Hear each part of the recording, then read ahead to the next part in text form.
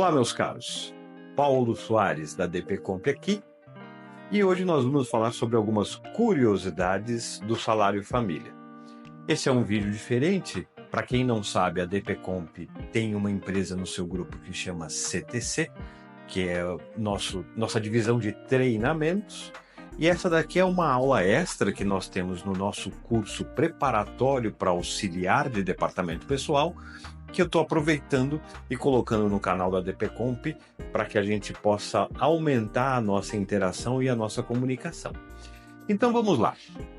O salário família, ele tem uma coisa bem diferente dos outros benefícios do INSS. Então a primeira questão é, ele é um benefício previdenciário, mas diferente dos outros benefícios, ele não foi feito para substituir a remuneração do segurado. Então, a maioria dos benefícios que o INSS concede tem como objetivo substituir a remuneração, o salário do segurado, do empregado. Por isso, esses benefícios nunca podem ser inferiores ao salário mínimo.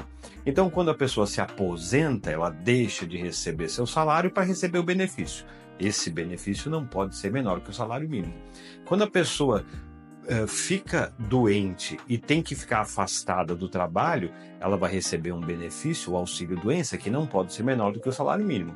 O salário família não tem o objetivo de substituir a remuneração. Ele tem o objetivo de complementar, né? Então é completamente diferente. E por isso ele pode ser menor do que o salário mínimo, tá? Além disso, o segurado pode receber mais de um benefício. Nós vamos ver esses detalhes aqui. Mas aqui a gente já tem essa característica do salário família que é muito diferente dos outros benefícios do INSS, tá? Então, essa é a primeira questão. Agora eu vou pedir para o Rochinha mudar o nosso, a gente chama aqui de slide, né? Mas, ou transparência. E a gente vai falar também aqui que tem direito ao benefício o empregado que tenha filhos enteados ou tutelados menores de 14 anos ou considerados inválidos, né?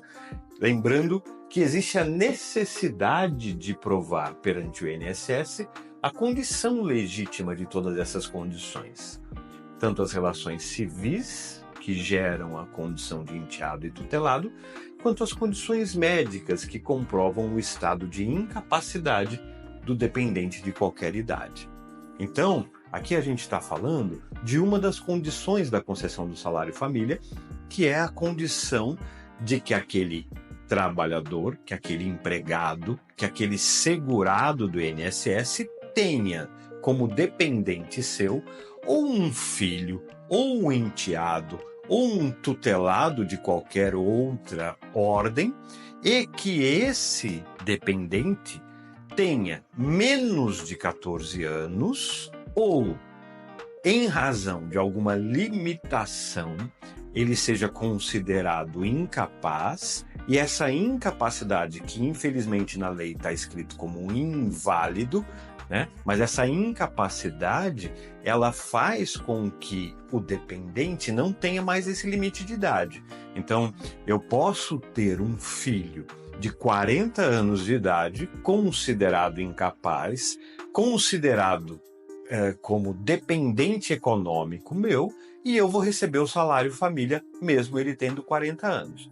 Então é bem importante. Uma das condições para que o salário família seja concedido é que eu tenha um dependente ou mais de um dependente nessas condições. Menos de 14 anos ou de qualquer idade, contanto que ele seja considerado incapaz.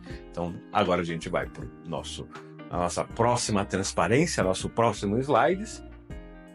E eu vou dizer aqui, é importante lembrar que é possível que tanto o pai quanto a mãe possam receber o salário família em razão do mesmo dependente, bastando para tanto que os dois se caracterizem separadamente como baixa renda, ou seja, o valor do salário de cada um dos responsáveis não pode ultrapassar o limite legal definido como o valor máximo para a concessão do benefício.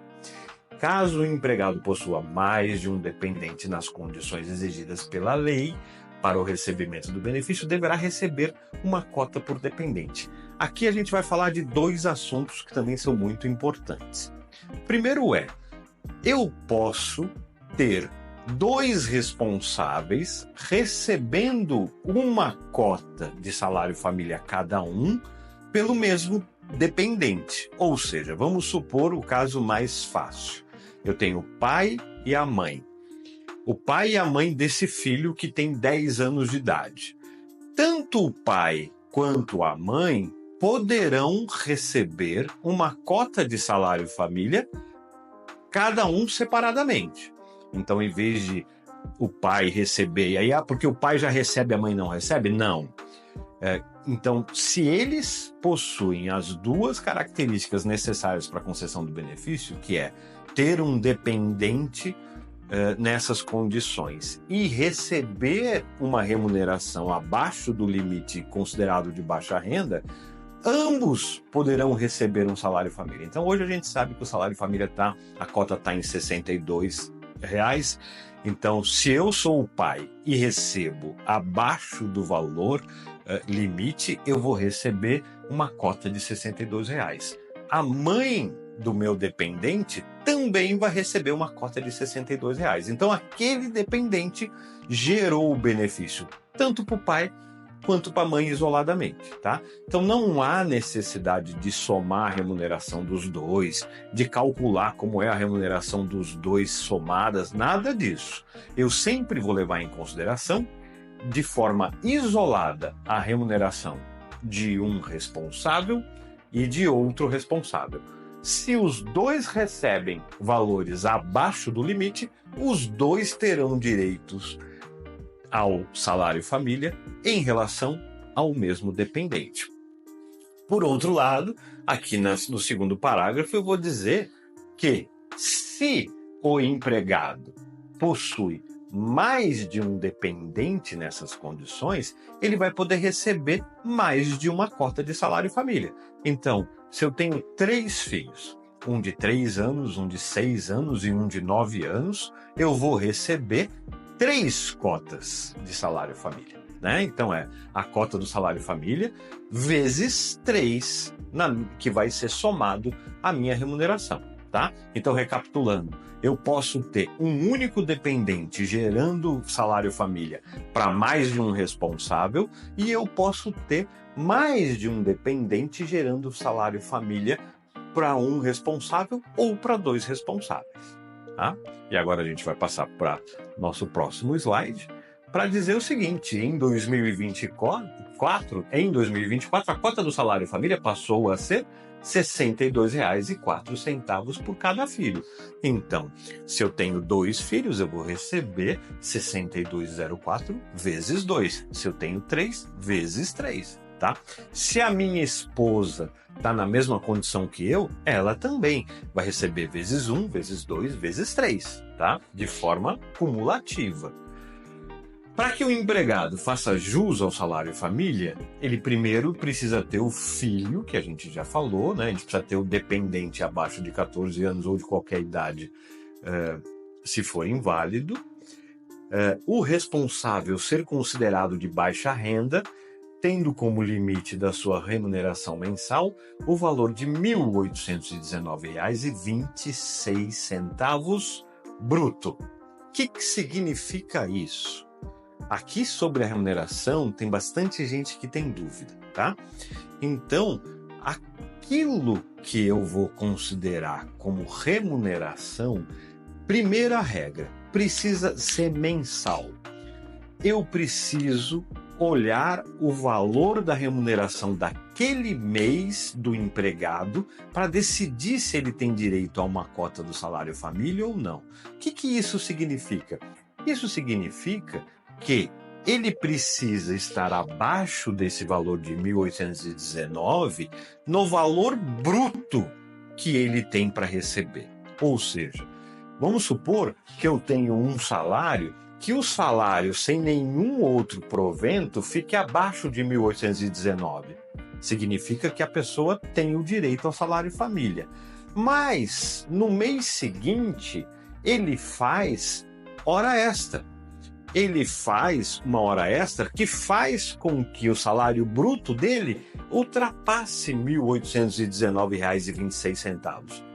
No mês em que ele ultrapassa esse valor, ele não tem direito ao salário família. Ou seja, eu preciso apurar o valor da remuneração bruta do trabalhador mês a mês para decidir se ele tem ou não direito ao salário família. Então pode ser que ele fique o ano quase que inteiro recebendo salário família e um mês específico, em razão das horas extras ou qualquer outro tipo de provento, ele ultrapasse o valor máximo e, por isso, ele vai perder o direito a receber a cota do salário família, tá?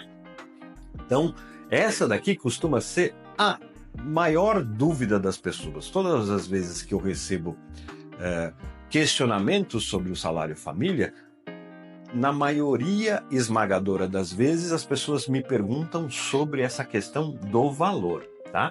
Então, estamos falando de remuneração mensal, o que significa dizer que o limite do valor recebido deve ser verificado todos os meses para que se possa concluir pelo pagamento ou não do benefício. Então, recapitulando, é sobre o valor bruto, e esse valor bruto, ele é composto por todos os proventos da folha de pagamento daquele trabalhador. Se por acaso, em razão de alguma coisa diferente naquele mês, ele ultrapassar o valor máximo, ele deixa de ter o direito de receber o salário naquele mês. Porque pode ser que no mês que vem volte tudo ao normal e o salário bruto dele seja menor do que o limite legal, tá? E agora nós vamos para o nosso último slide, para falar da nossa última curiosidade, que é: o salário família é pago diretamente pelo empregador para o empregado na folha de pagamento. Mas a empresa pode recuperar esse valor abatendo o mesmo montante na hora de recolher o seu DARF com os débitos referentes às verbas do INSS daquela competência, o que faz que, no final das contas, quem pague o valor do benefício representado pelo salário família é o próprio INSS.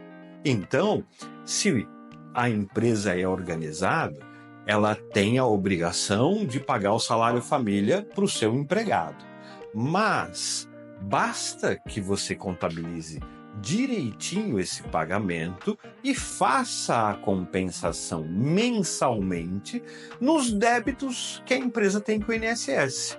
Então, por isso, a doutrina costuma dizer que, na realidade, quem custeia o salário família é o INSS. Mas quem faz o pagamento direto para o trabalhador é o empregador. Então, o empregador paga o salário família, contabiliza esses créditos e utiliza esses créditos no momento de fazer o recolhimento do DARF com o saldo dos seus débitos. Então era isso, pessoal. Eu espero que essa aula tenha acrescentado alguma coisa a vocês e não se esqueçam, DPComp, 43 anos de tradição.